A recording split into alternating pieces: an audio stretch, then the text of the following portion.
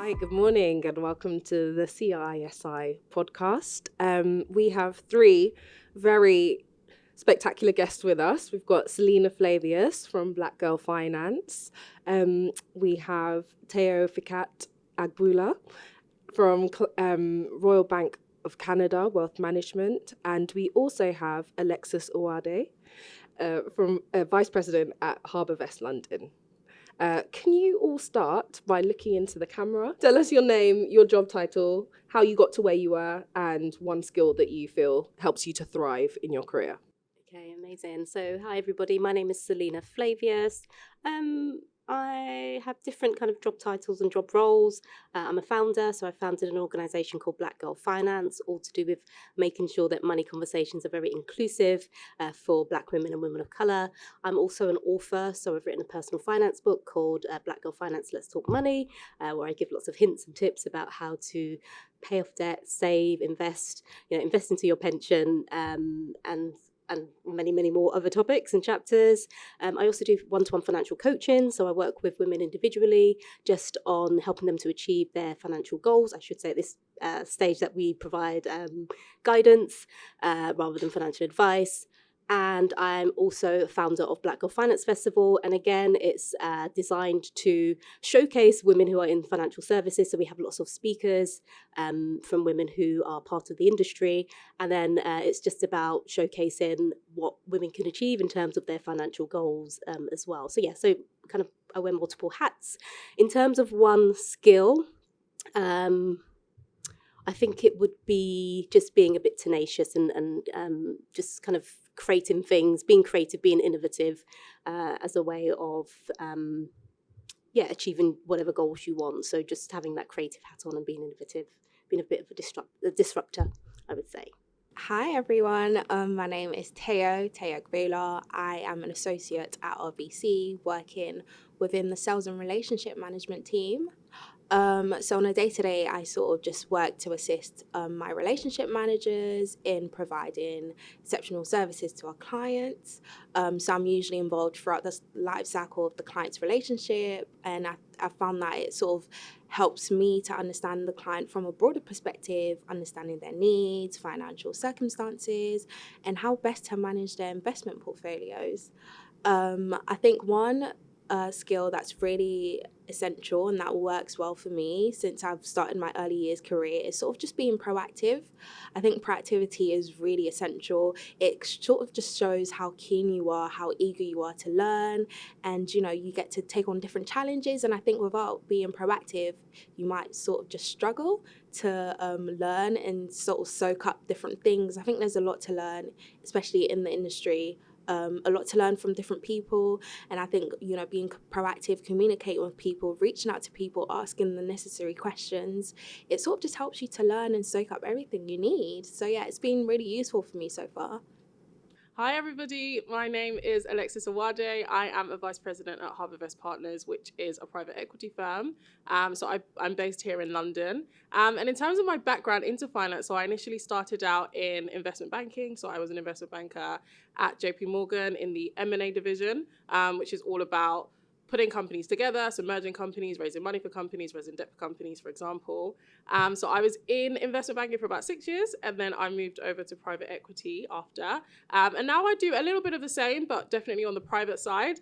So I work with fundraising for some of our clients, and I also help manage their investment portfolios as well. And in terms of one key skill that I think has really helped me, I think mastering the art of being uncomfortable. When I look back on my career and I look back at the various different roles that I've been in, the various different teams that I've been in, I think all of those moves were sparked by a level of comfortability when it came to being uncomfortable and not being nervous about sort of approaching a new area or a new division, or just working in something that you've never worked in before. And I think that was definitely a key part of me even landing my feet in finance in the first place, in that it was an industry that was completely new to me. But just being uncomfortable and just figuring it out along the way was really important to me. And one thing I didn't mention is outside of work, I also run a business called the Thrive Collective, which is a community based on productivity and also self-development. So we produce ebooks, also physical planners to help you with your productivity day to day, and also ebooks and career guides for people who are thinking about getting into finance but don't necessarily know the steps to get into finance or what to sort of demystify the industry. So another thing that I do outside of my day to day. All three of you are kind of in finance but coming from different strands, why did you go into financial services? Was there a particular person or a thing that influenced you and sparked that interest? I can go first. Yeah, I sure. think I decided, no, I had an interest in economics, and I talk about this in my book, and also whenever I do a podcast, I talk about the fact that when I was around 16, I was deciding, okay, what should I do for A-level? And I toyed with the idea, it's a long time ago, about doing economics A-level, but I didn't. I went down the kind of sciences route.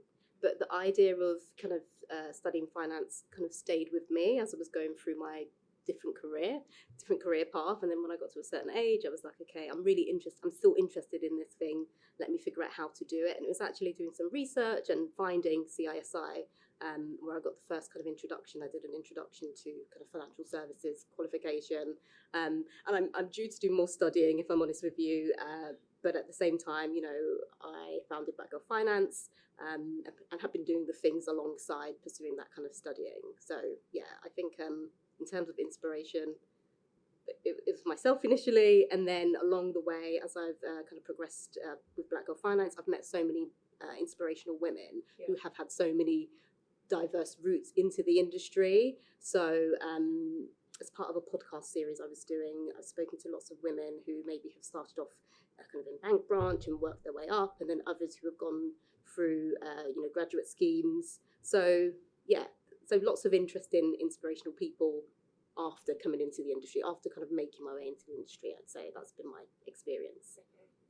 Well, you speak about people coming through graduate schemes. Teo, you did an apprenticeship, didn't you? Yes, I did. So I actually did an apprenticeship at Schroders for 2 years. I did it within the corporate services team, and I got to get involved in a lot of different things. And I think that was such a good introduction for me into the financial industry. Despite having done a lot of insight events and being a student ambassador with Investment 2020, which ultimately was like my initial introduction into the financial industry. But, the apprenticeship program at Schroders offered a lot of experience for me, to sort of just learn about what the industry entails of. I got to get involved in project management. I did a bit of finance. I did sustainability. And I think for me, it was just really exciting. It was such a fun and exciting time. I got involved in different things, and I thought, you know what, I've learned, and I sort of just learned, what side of the industry I was more particularly interested in the sides that I wasn't. And I thought, I'll take this opportunity to explore more and go into the more client-facing side. What about you, Alexis? Yeah, so quite similar in that I kind of entered the industry as a student. So for me, when I was at uni, I think whilst I did want to have a good experience and do all the things that you do at uni, I was like, I need to get a job when I leave. So that's when I started looking at insight days and, open days and learning what kind of career paths were open to me. So I attended a lot of insight days. I did consider a few different routes. I think one thing that helped me was I was really open-minded. So I considered accounting, I considered law, loads of different things. I looked at consulting and also finance. And I think I kind of whittled it down quite early to be like, yeah, I think finance is the route I want to go down. But I think for me, it was just putting myself in the room. So whatever insight day was available to me, I signed up to it, I went to all of them, and I think very early on, I understood the process. So I understood, okay, if you want to get a job in XYZ, let's just work backwards. You need to do this, they need to do that, they need to do this internship, you need to make sure you're at this insight there, you need to do a spring week. So I was quite clued up on the process quite early, and then that's kind of what helped me navigate my way through the industry. Thank you. Is there anyone that you guys look up to within your sectors?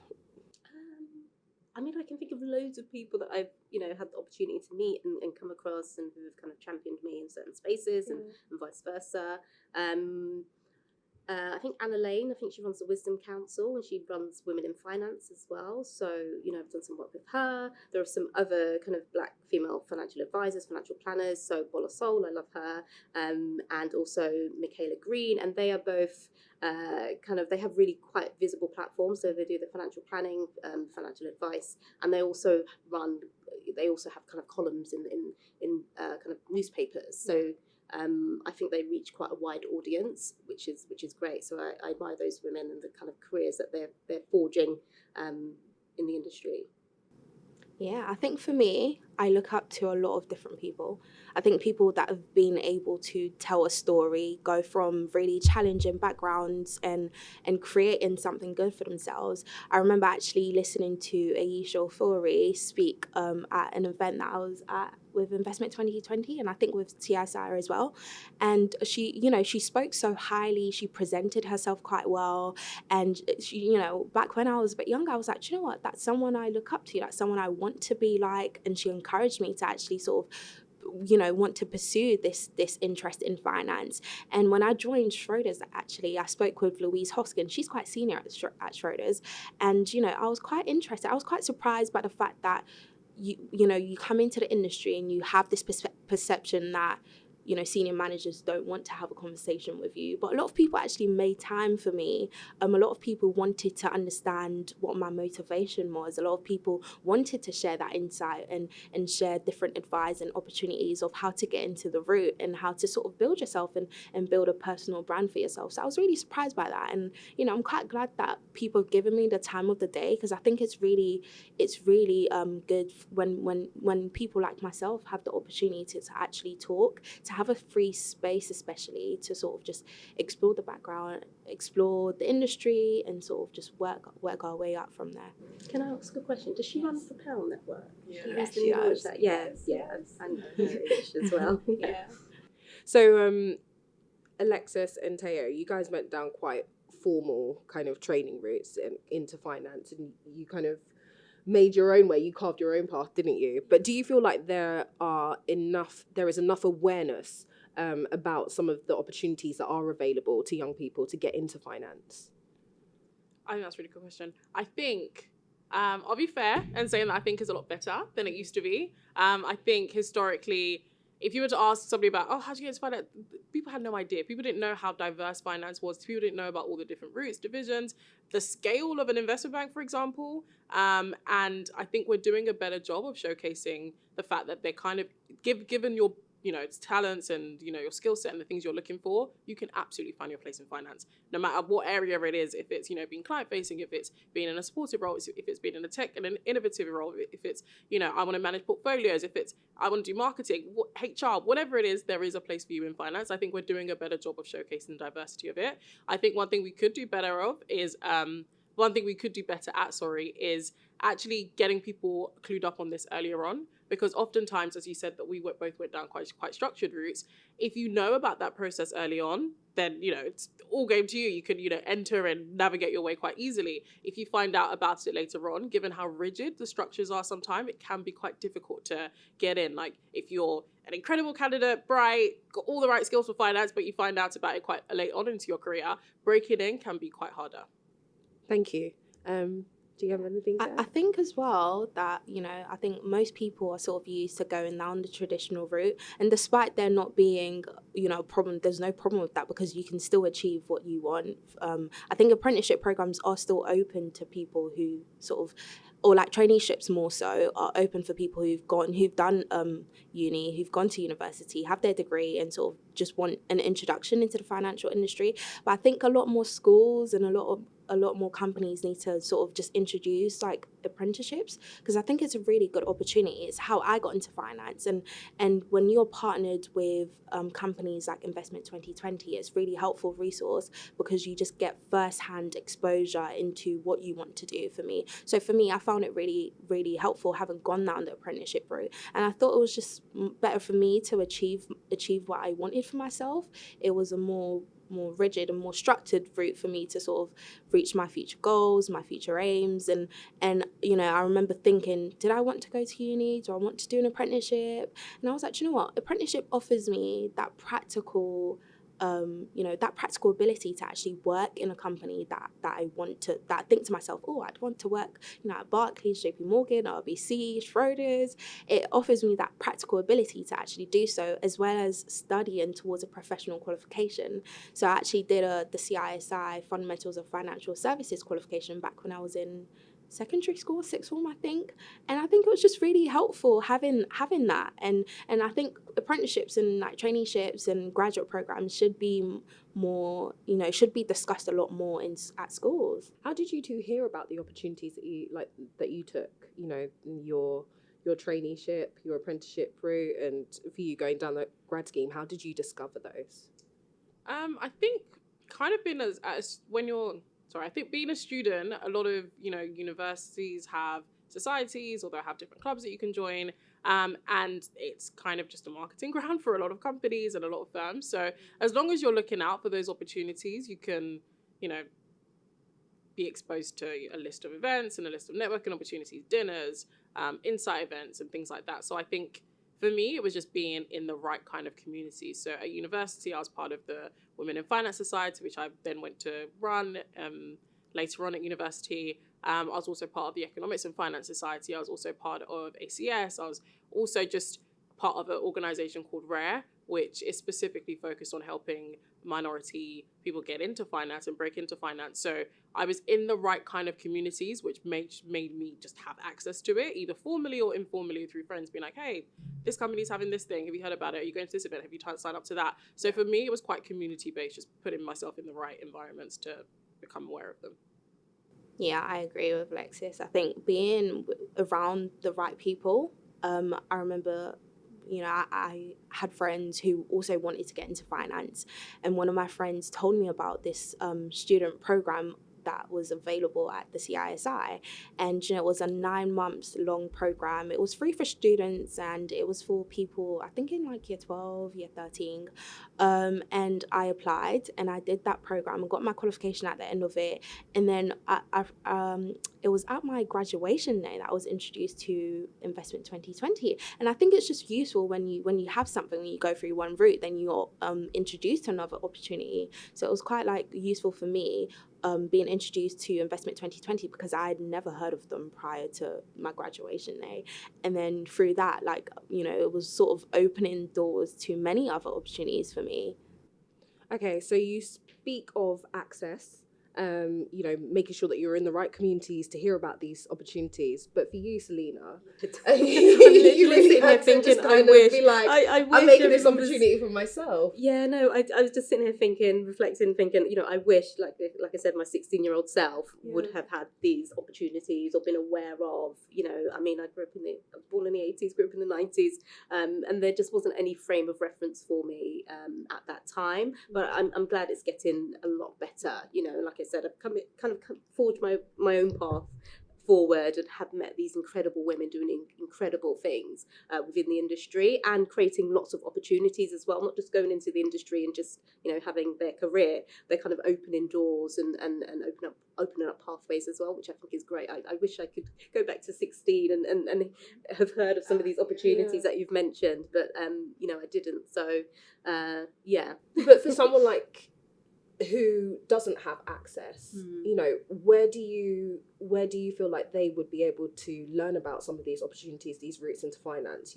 You've made connections and networks now, but for someone, that 16-year-old person who doesn't have that community, who doesn't have the friends, who is not tapped in, how can they learn about how to get into finance and learn about opportunities available to them? It's such a good question. I think businesses should be going into schools and talking about careers, and I know businesses probably already do this, but being really clear on the career paths that are available at very young ages. So I'm talking about the ages of 15, 16, so that you kind of know. I mean, if I reflect back on my school day and someone from financial services coming into my school, it was literally just to talk about opening a bank account, and that was it. It wasn't to talk about what career paths you could have.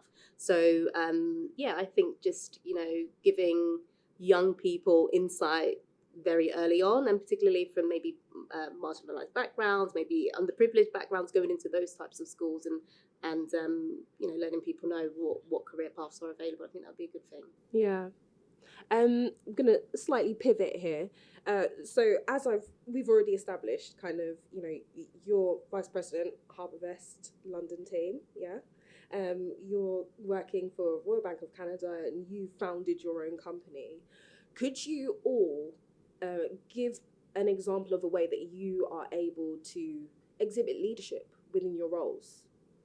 I can go first. So specifically thinking about my role currently, so I was the first hire into a brand new team. So I was quite, it was quite an interesting transition because there was no sort of, guide that I could read about how to do this role perfectly or people that I could speak to before. I kind of had to just figure it out. Obviously taking, advice and help from people around me. But I had to sort of lead in that regard, in that I was, part of hiring for the people that were joining our team overseas. So I did a lot of work in terms of, getting the right candidates in, interviewing the right candidates, also, putting together a guide as to, how the team should kind of be run in terms of the best kind of practices, best structure, a guide for new hires and things like that. And I think being put in a position where, I'm a brand new hire in a brand new team, it kind of forced me to sort of step up and lead in that regard. Okay, so we're talking about leading people effectively there. What about you? I think for me, I think it's really important that we all contribute when we work, when we have our own startups or we work with a big company. And I think the way I've been able to contribute to RBC is sort of just leading with integrity, but being able to be trustworthy enough to do my work to a high standards, and to also, keep clients' data confidential and sort of follow due diligence and all the important things. But I think it's also important when you're trying to be a leader to sort of have emotional intelligence, to be emotionally aware of other people. We're all humans at the end of the day, and I think it's really important that we all show ways that we can support. And for me, even the littlest of things, coming into the office and being interactive, being more social, being more emotionally aware of people, and also being emotionally aware of myself as well, and managing that. I think it's helped me quite well, sort of joining. I love that. Yeah.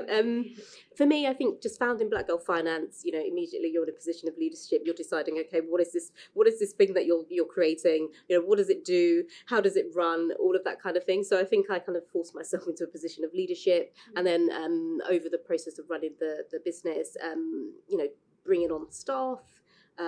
Making sure that they know what to do. So like you mentioned, put in practices, processes in place that didn't exist.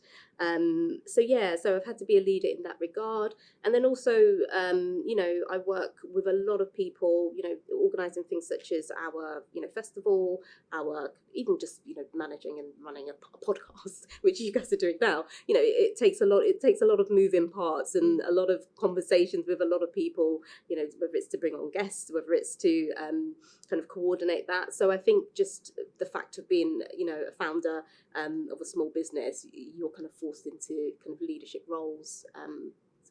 That's been my experience. Okay, so you're all women of marginalised communities, we should say. What's a way that you feel like you've been able to add value to your workplace because of your background? I wouldn't say I'm kind of representing Black women, but I'm doing something for Black women. So being really intentional in the space that I've decided to create is kind of doing that for me. Yeah. Being mindful that we're all very nuanced as well. We all have very nuanced and different experiences. I think that was a lesson for me. Just creating and running the platform. I know you looked at me surprised then, but it is. It's just understanding that not everyone has my same experience. Even just this conversation now, we've all had very diverse kind of backgrounds and very diverse entries into financial services, and just being aware of that and being flexible and adjusting and I think that's an example of me doing that. Just being self-aware, like you mentioned, is important. Yeah. I've been able to add value, but I think that speaks for itself. I'm quite happy to be a representation of us. I'm quite happy to be a representation at RBC, especially. And I think, I work with people from different backgrounds, people of different cultures. And I think, you know, everyone has a say, everyone has a story to tell. And I'm quite glad that I can sort of share my story and share my experiences. While I was actually at Schroders, I did a lot of work with Investment 2020 again, sort of going to schools. I think, like we sort of mentioned all around, it's really important that we tackle these things from the very early stages. You know, I spoke with students at school, despite it being really overwhelming and nerve-wracking, but I think it's really important. It's something that needs to be done. You know, a lot of different people need to be aware of how they can enter the industry, how they can navigate it, most importantly. And I think it's just owning it to yourself, owning who you are, owning your values, and wherever you are, wherever room you sort of walk into, wanting to leave a mark. And I think, I'm quite happy being a representation of Black women in my team, at my company most especially. And I think, and sort of just being present, interacting with people, and people just, you know, seeing familiar faces or seeing new faces. I think all those things are sort of just, it adds value overall to know the company's values, but your own values, because I work at RBC because our values align quite closely. You know, they have a passion for innovation, for growth. They're quite diverse and inclusive, and I think, you know, I want to drive those values wherever I'm at. So kind of like opening up space by just kind of being who you are and taking your place within financial services. It's not that you have to make a song and dance about anything, it's just like, I'm here, I'm working in this team, I'm working with my colleagues, and actually that might make someone else coming up after you feel more comfortable to enter that space too. Definitely, I would say so. I think for me, it's understanding the experience. So for me, I know what it feels like being a spring weeker or being an intern, and I know that the experience of Black intern is very different to other interns. And for example, you know, whenever we have an internship class, I'm very, you know, mindful of giving extra support to, you know, giving extra support to interns from other minority backgrounds, because I know what that experience can be like. I know what it might feel like to be the first person in your family who's done finance. There's no big brother or big sister or cousin or whatever that you can ask about, okay, when I'm in this scenario, who can I, you know, who can I speak to about it? If I'm in this specific issue at work, what's the best way to navigate it? You don't necessarily have that support system of so many people that went before you that you can reach out to very, very easily to ask these kind of silly questions. So I just make sure that I'm making myself aware to be that kind of resource if they do need it. And especially at the firm that I'm at the moment, we have a diversity-focused internship program. So just making sure that I am present, aware, and also able to soundboard what the experience is like for an intern or a recent grad that does come from a minority background, because it's very nuanced. It's difficult sometimes to put into words, but being able to kind of communicate the kind of needs that you might need as a minority intern, and it's all very, very subtle, but just trying to make it more a point of conversation. Yeah, that's really important, actually. That it is hard to describe. I'm glad that you said that. It is hard sometimes to describe the experience of what it is like to be within a workspace as a Black intern or a new starter or someone just joining the industry. So for each of you, you're all on different parts of your journey. How has your career journey surprised you in some ways? You know, when you started out in financial services, when you started this career path, did you see yourself going the routes that you have taken and ending up where you have now? What has surprised you about that journey? What obstacles have there been that you've had to overcome? Yeah, share that. I'm happy to... I'll go first, you do. So for me, I think the thing that surprised me the most is that things don't fit into your perfectly aligned timeline. When I entered finance, I was like, yeah, I'm going to do exactly this, and I'm going to go on and do exactly that, and I'm going to stay here for exactly this amount of time. So it surprised me, first of all, how long that I stayed in investment banking. So being there for just under 6 years was longer than I probably thought that I would have. So I think for me, it was more, this again goes to being in different teams and positions that you didn't expect to. So I got the opportunity to rotate into a different team. And again, that was outside of my timeline. We were all forced to rotate, and I was thinking, no, this is exactly the team that I said I was going to be in. I was going to stay in this team. I didn't plan on moving anywhere else. But they were kind of like, look, everybody up. we're all going somewhere else. You know, it's part of a program. So that already kind of surprised me. I then rotated into another team, and I was like, fine, okay, I'm going to do their timeline. I'm only going to be here for like exactly 9 months, and then I'm going back to my team. We're going to resume the original plan that I had. And then after like 5 months, I was like, this is great. So 9 months turned into 2.5 years, I think. Wait. Sorry, what was the original team? And what was the So team I you was got in rotated equity into? capital markets, and that's where I interned as well. So I kind of joined the grad scheme straight after being an intern in that specific team. Yeah. And the plan was just to join equity capital markets and just stay there. And then I had to rotate to consumer and retail M&A seat. And again, that was supposed to just be for I think it was like 9 months or so. And then I found that I actually really enjoyed it. So I ended up staying there for 2.5 years. And then I rotated into another M&A team, sort of very similar to what I was doing, but focused on a different area. So investment funds. And that is so aligned to what I do now. Yeah. So if I hadn't just trusted the process and just entered these new spaces that were new, different, didn't fit into my timeline, didn't fit into what I thought, I was going there to do, I probably wouldn't have ended up where I am now. Yeah, that's beautiful, because I was looking at your LinkedIn, and it was all M&A, and that was never the plan. Yes, yeah. Yeah. Okay, great. What about you guys? For me, I think from being quite younger, I sort of always had this drive and this desire to be a banker. I remember constantly just saying it to myself, like, I'm going to be a banker, And I really wanted to own that. And, I'm not exactly a banker now, but I think I'm working quite closely I'm working in line with those dreams that I had for myself. And I think, like you sort of said, there's no particular timeline. I remember joining Schroders, and I thought, okay, this isn't exactly what I wanted to do, but I'm quite glad, and I wouldn't change my experience for anything, because I think, it definitely gave me the right exposure. I worked with a really good line manager who supported my career journey, and, he actually gave me a really good space to sort of explore different things while I was doing the apprenticeship program, explore it with different teams. And I think it's just realizing as well, like you said, there's no particular timeline. I wrote those 2 years, I worked hard, put my head down and said, I'm going to smash this, do this, and then go on to exploring another side of the industry, of the sector, and particularly more client-facing side. And now that I'm at RBC, I'm working, and I'm figuring myself out. Most importantly, I'm figuring out what I'm liking so far there, what I'm not particularly enjoying. A client-facing role is something that I wanted to do. It is something that I wanted to go into, and I think it's just been a good experience so far. I would say, like I sort of mentioned earlier, what surprised me is how much time people can actually give. It's really important for a young person like myself to have a mentor, someone to look up to, whether that's someone within your workplace or someone outside of work.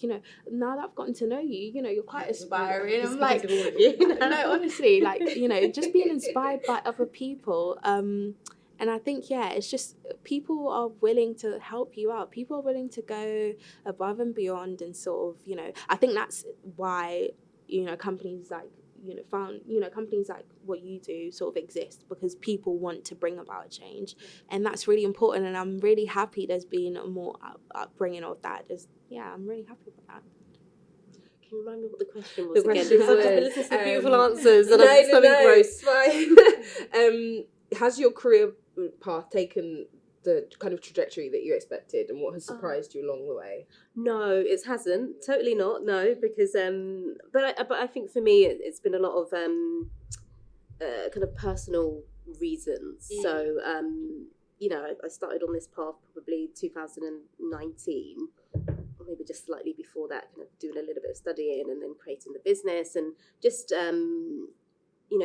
there has been a lot of people who have taken me under their wing, who have put me into spaces that I kind of never imagined, and I've had lots of different opportunities to do lots of different things, and it's really made me grow as a person. I think I used to kind of pigeonhole myself into this little box of, I'm not, when it comes to, obviously being in financial services, probably not thought of as maybe you get the opportunity to be maybe creative, or, so I think for me, I think I used to put myself in this box as, I'm very kind of scientifically minded, and I'm, that's why I went down the science routes to begin with. But I think just, just from founding something and having all of the different opportunities, to write a book, I've been on TV, someone, You've done a lot in 4 years. Yes, yeah. So just creating this path for myself, it's not gone as I maybe envisaged it to go, but it's been even more. It's been I've had lots of wonderful opportunities, and what else can I say about that? I think it has been down to people being open and willing and kind of bringing me on board and providing opportunity, and providing lots of guidance as well. That's been really useful. Yeah. So you speak about lots of people kind of, taking you under your wing and you doing things that you never thought that you were capable of doing before. So if I were to ask you all to give an example of something that was kind of like a glass ceiling for you that you were able to kind of break through, what would you say? I think it's seeing people who have gone down the apprenticeship route achieve great things. When I was at Schroders, a lot of people actually said to me, I didn't go to uni, and I was quite surprised. And I was like, and you're at the position you're at. And, that gave me motivation within myself. And I thought, the sky's my limit. The sky is literally my limit. I can go as far. The sky's the floor. I can literally go as far as I want to. And I think it's really important that everyone has that, opportunity, has that free will and the say to sort of decide how far they want their career to go. And I think, things like this, discussions like this being had is just so important, and it's essential for breaking the evident barriers for people like ourselves.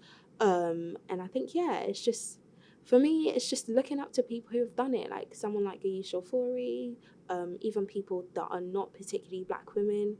It's just understanding and seeing it, from a holistic perspective, that anything is achievable as long as you sort of dedicate and put your mind to it and you make connections with the right people. I think that's so important. People around you. It's like there's a say of you are what you eat. It's kind of as well like the people around you would sort of guide you throughout what you want to do, and you can have an impact in their lives as well. So I think, it's been like that for me. So kind of the glass ceiling there is breaking through the stigma of not having to attend university to go on and achieve a successful career. Yes, and also being a Black woman, you can achieve anything you want as well. Anyone else? Do you have a glass ceiling that you... Yeah, so I think for me, similarly in that, one thing in investment banking I noted was that there were the fact that I'm even struggling to remember shows how few there were. Like when I think about MDs, which are the sort of highest level at the firm, there were no Black female MDs at all. And I just thought maybe that's just not the position for us. Like maybe that's just, there's a reason why people, get up to the VP level, then they leave, or get to director and then leave. And I remember the first time I saw the first Black female MD in investment banking, in M&A, I was like, wow, so this is really doable. Like, this is absolutely something that's attainable. And I think for me, that was like the breakthrough moment for me where I realized that it might be tough. I'm not going to take away from how difficult that journey might be to get there, but it's absolutely attainable. So seeing other people go before me and do things is really important, and also why I try to be as visible as I can as well to, show people that sitting in the seat that I'm sitting at is really, really important, and showcasing that it absolutely is possible. And I don't have two heads. I can, guide you and let you know all the things that I did to sit in the seat that I sit in today. Yeah, it's as corny as it sounds, it's like representation matters. It's important to see people so that you can visualize yourself Absolutely. there. Do you have one? It's okay if not. Yeah, I'd probably say not. I think for me, in terms of kind of barriers, I'm a mum, I was a young mum. I think maybe the barrier for me was kind of maybe juggling the two and care and responsibility. I'm probably at an age now where I'm kind of like classed as maybe the squeezed middle. So I've got, children, I've got older parents. Yeah. So kind of juggling the two and going through some experiences is may create some barriers, if that makes sense, in terms of the journey. But in terms of like and I guess it's slightly different because I founded Black Girl Finance, so I'm doing my own thing outside of any other organisation. So, but I think you're showcasing that it's possible still as well, right? I mean, there might be people who have caring responsibilities, whether for a parent or if they've got kids or dependents, and actually you've gone and you've done it. So someone listening to this podcast or watching this might be like, this is possible for me too. yeah. It is, yeah. Don't cut yourself out. Yeah. My last question would be, what advice would you give to Black professionals entering careers in the financial services sector? What I've always done whenever I enter the room is sort of think, how can I leave this room and be remembered? I think that's something a lot of young Black people should think, especially for us. Things are already a little bit more difficult, and I think it's just about making your mark, building your professional brand and your personal brand as well, and sort of leaving a footprint wherever you go, asking questions, being engaging, I think. And I think it comes down to ultimately not doubting oneself as well, having the confidence to sort of, take the first step of signing up to an insight event or putting your hand up and asking the question no one wants to, even though we're all thinking the same thing or, wherever it is. So I think it's just being confident in yourself and sort of not allowing doubt to sort of take you a step back, and always thinking before you go into a room, how can I leave and be remembered? Because you don't want to leave a room and people don't remember you, because it kind of just shows you haven't taken anything from it and you haven't left anything behind as well. So yeah, I think that's an advice I'd give to young professionals. It helps you, and I think it will definitely take you far. And I've always heard coming up, no question is a silly question. And I'm going to repeat that as well. No question is a silly question. Feel free, be confident as well to sort of ask important questions, whether you ask that out loud or you ask that to someone aside, or whatever it is. I actually remember winning a little notepad for asking a question. And right before I asked the question, I was like to myself, should I ask this? I doubted that. And I think that it all comes down to not doubting yourself and sort of just, being confident. So I think, that's what I would advise. So how can you leave the room remembered? How can you make sure they remember you when they leave? Do you know what? The room? Be confident. Yeah. Engage. I think there's no way you can, people can remember you without actually engaging.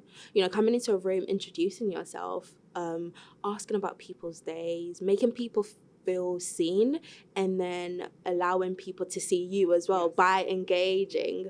I think that's how you do it. I think there's no real trick to it. It's just interact as humans, really. Yeah. Thank you. Who's next? I don't mind going next. So a key piece of advice I'd give to young professionals is to own the seat that you're in. I think when you do go into a particular industry or particular room, as a minority, it's really easy to look around, not see that many people like you, and start to overthink yourself out of that seat. So overthink, should I really be here? Do I have the right qualifications? If I go forward, am I even going to get through the process? How am I going to do it? There are people above me. They don't look like me. Should I really be here? And it's so easy to talk yourself out of the seat that you're in. You're there because you're good. You're in that internship because you did a good application. You got through the interview process. You deserve the seat that you're in. When you're an analyst, you're there because you're doing a good job. If you weren't, they have no issue firing you, okay? So I think a key thing to really try and progress the way that you need to progress and focus on the things that matter is to just have a bit of ease about the seat that you're currently in. I'm an imposter sitting in this room and I shouldn't be here. And I think imposter syndrome is something that we definitely suffer from, probably more so as minorities, because we don't have the comfort of seeing so many other people that look exactly like us in the room.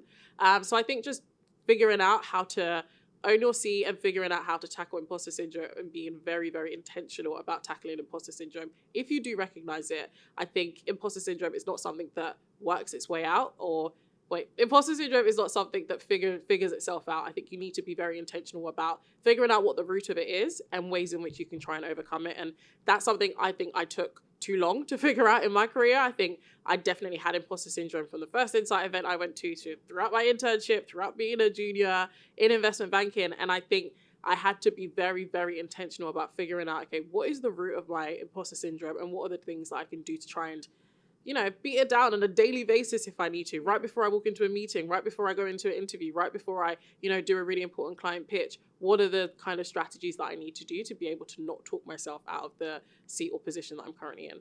And I would say that you're an example of what can happen when you do tackle that imposter syndrome. No, You've absolutely. occupied the space that you're in. You've owned the seat that you're in. So yeah, thank you. And the last one? Yeah, so I think just always be mindful that you can be the first. I think sometimes representation does matter, we need it, but there's always going to be someone who was the first, whether it's the first in your family, the first amongst your group of friends, the first amongst your community. I think, stepping into that seat and being that leader, being the first, it's definitely some advice that I wish that I had given to myself or gotten from somebody when I was younger. And I think it's really important. We are having lots of important conversations about how, maybe Black people show up in the workplace. We're having conversations about, what's appropriate attire to wear, what's appropriate hairstyles to wear, and all of that kind of thing. And I think it's really important, like everyone else has said, to show up as your authentic self as much as you possibly can. There's lots of studies that show, about kind of things like code switching and, dealing with microaggressions. But I think we have to be our authentic self in order to be the best that we can be. I'm a Black woman, I have locks, I have tattoos, I have quite a few. And I think I, had been able to kind of step into these uncomfortable spaces, like you mentioned earlier, about, getting comfortable with being uncomfortable. And I think that comes from just recognizing that it's okay to be me in these spaces, and I'm being asked to be in these spaces because I've kind of earned the right to be. And yeah, I think it's really important to be your authentic self when you go into these places as much as possible.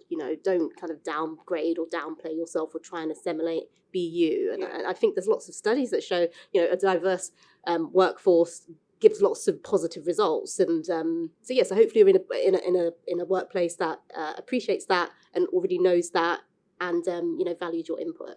Thank you so much, Selena. I love that. I'm going to take that one and run with it. It's okay to be the first and being your authentic self. Thank you. So that is the end of our podcast discussion. Thank you so much for being here, ladies. We really appreciate it. Thank you to the listeners and the watchers. We hope that you've enjoyed it as well and that it's actually been really encouraging for you. Yes, thank you.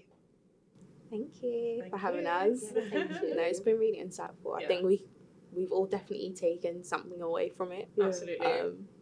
And I'll just own my seat more and also be me. Yes, absolutely.